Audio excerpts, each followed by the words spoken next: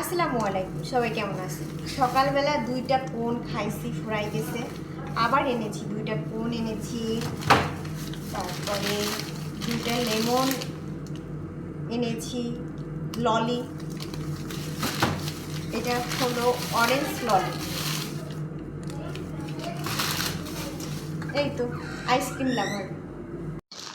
শুধু তো আইসক্রিম কিনিনি, আরও অনেক কিছু কিনেছি। এটা হচ্ছে লেইস অনিয়ন ফ্লেভার, আর এটা হচ্ছে লেইস আপনার স্পাইসি চিকেন ফ্লেভার।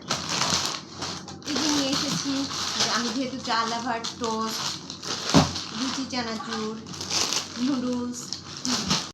এটাই হলো আমার মিনি খাবারের বক্স, আমার বক্স, খাবারের বক্স।